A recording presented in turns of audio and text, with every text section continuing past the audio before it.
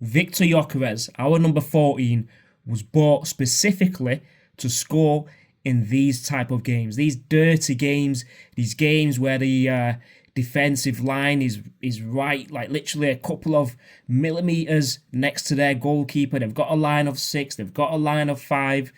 They're playing on set pieces, they're playing on long throws, and there's just no way to penetrate them through the middle, through the sides. Gyökeres was bought for this specific reason.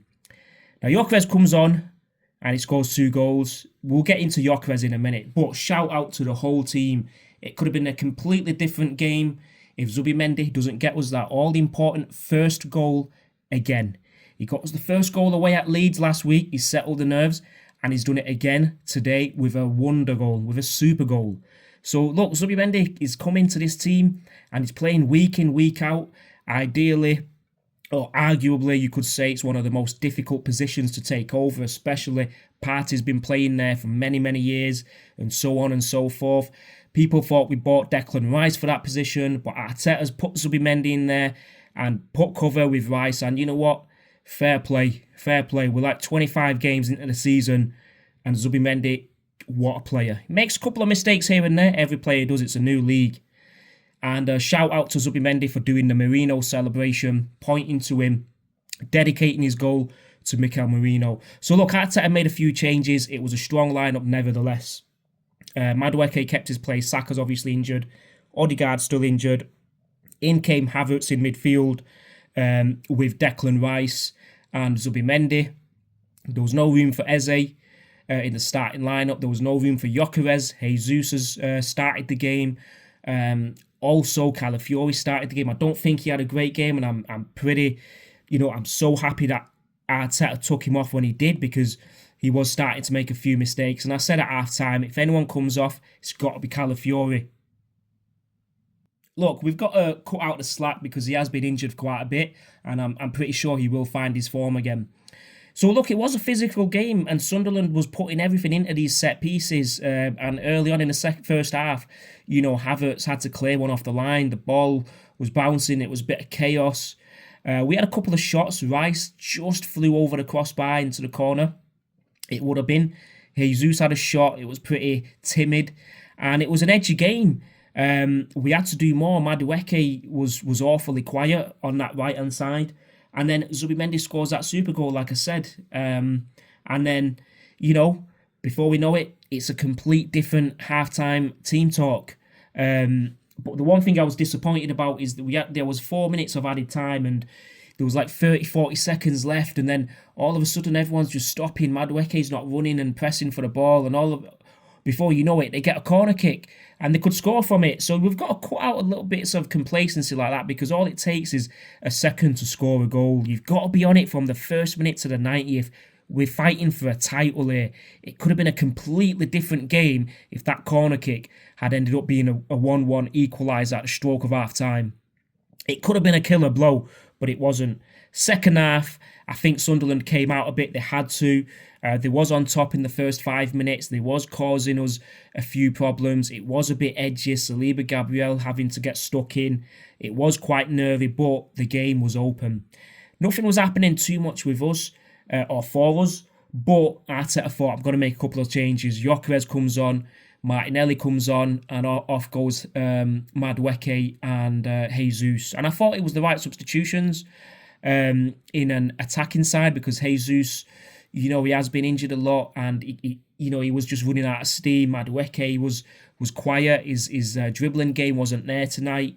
And then all of a sudden, we're playing down that left side. I think Trossard had a lot of the ball today. Hopefully he's not injured. Trossard, Rice, and Havertz down that side had a lot of the ball, and there was interchanging with their passes quite well. And then all of a sudden, I think it was Trossard or Rice plays in Havertz. Havertz cuts it back. Gyökeres keeps his grip, his balance, until he falls over, keeps his strength, gets the shot away, and it's 2-0. It's game over, especially when Hincapié came on.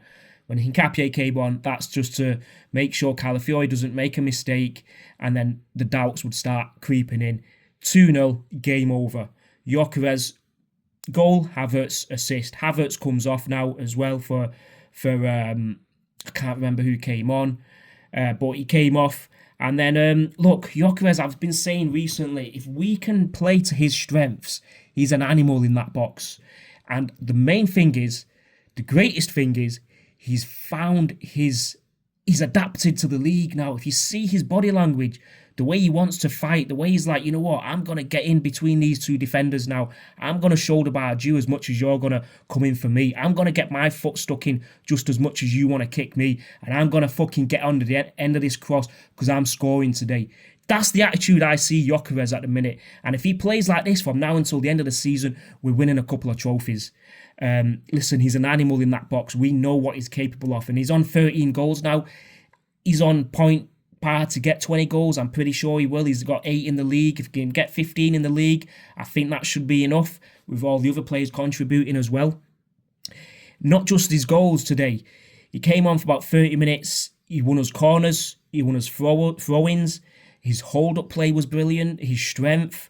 And then the second goal, the last goal, Martinelli, mate, take a bow. That was brilliant play. We needed Martinelli for this type of end game because Sunderland came out and Arteta thought about it. He thought 2 steps ahead. I need Martinelli for that one counter-attack I'm going to get. And then Martinelli ran the length of the pitch. Gyökeres kept up with him, made sure he's onside. Martinelli, unselfishly, squares it. Gyökeres scores and does the celebration on the floor. 3-0, 2 goals for Gyökeres. Martinelli assist, Havertz assist, Trossard assist, Zubimendi goal. 3-0, take a bow. This is an important result. It doesn't get as big as this, honestly. This could have been a massive banana skin, but we've made sure there's no such thing this weekend. So we can now sit down tomorrow, watch the Liverpool and City game, Anfield, do your thing, and we could be 9 points ahead of second and third because Aston Villa also drew their game 1-1 today. They should have got beat from Bournemouth. We know what Bournemouth are like. Attack. But somehow Villa withstood the pressure. I want to mention Declan Rice as well. The way he's organising everything. We've seen it throughout the whole game. I know he wasn't wearing the armband. Gabriel was. But Rice is also a leader in that team. He is probably the biggest leader in that team, the way he's organising. Right, and then just before we scored the last goal, telling Eze to go, get tight, go and get that ball, go and win the ball. It's ours.